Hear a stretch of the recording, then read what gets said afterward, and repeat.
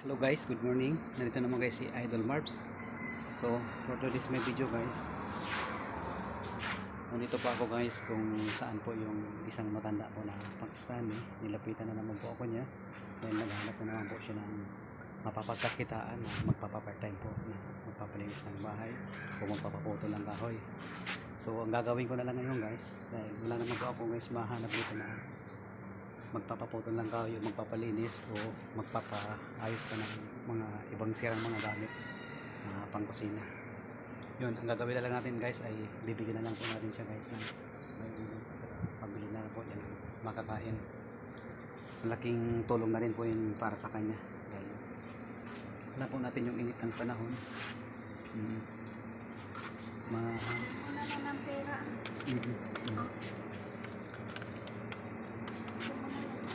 Yun guys, magbibigay po tayo sa kanya ng tubig at saka magbibigay din po tayo ng pambili niyang merienda, pambili niya ng almusal. Now my friend, so hindi po siya nakakaintindi ng English kaya hirap din po magsalita ng lingwahe nila dahil hindi po ako marunong. This funny for you. Yan guys, bibigyan na lang po natin. Bas, no api mo here. Max. Okay.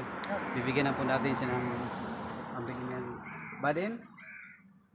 This buy for you buy food okay. Tuwa na po siya. No, because Arbab not here. Mapi muskin now I give you already money. Yan, pinigyan na po na natin siya ng pera guys na pambili na lang po niya ng makakain. Okay? Bye-bye. Take care. Okay? Take care Okay? Masalam. Ayan guys. Umalis na po siya dahil maghahanap pa po daw siya ng ibang pupuntahan kung saan po, kung sino po may gusto na magpapalinis. So, yan. Tuwang-tuwa na po siya at nakalis na po siya. Kahit pa paano guys, nakatulong na naman tayo sa kahit sa ganung paraan. Yan nga ang buhay dito guys. Kung hindi ka po guys magsusumikap, kung hindi ka po gagawa ng paraan, hindi tayo magkakapera. Kaya katulad po ni Tatang, isang Pakistani nationality, ay wala man siya permanenteng trabaho. Kung bagang trabaho po niya, yun, part-time, kung sino po yung may gusto magpapalinis, sa kanilang po. Pero mostly po, araw-araw ay nag-iikot siya para makapaghanap po na kung sino may gusto magpapalinis o magpapapoto ng kahoy. Yun na lang ang tanging paraan niya para makasurvive sa araw-araw at para makapagpadala rin po ng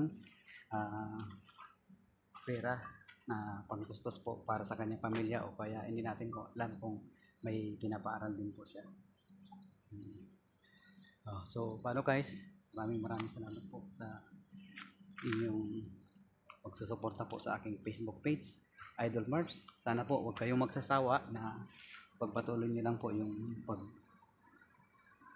susuporta po sa akin dahil napakaganda po ng mga iniisip ko po ng mga susunod na content.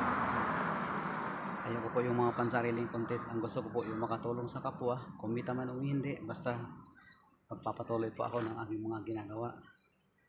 So shout out po guys sa lahat po ng mga sumusuporta, followers, and then sa mga nag-share, and then sa mga nagko-comment, lalong-lalo po sa aking family dito po sa UAE at lalo-lalo po dito sa Pilipinas. Ingat lang po tayo dyan sa Pilipinas dahil tag-ulan na naman. Maraming salamat guys, and then God bless po. Bye bye. Thank you.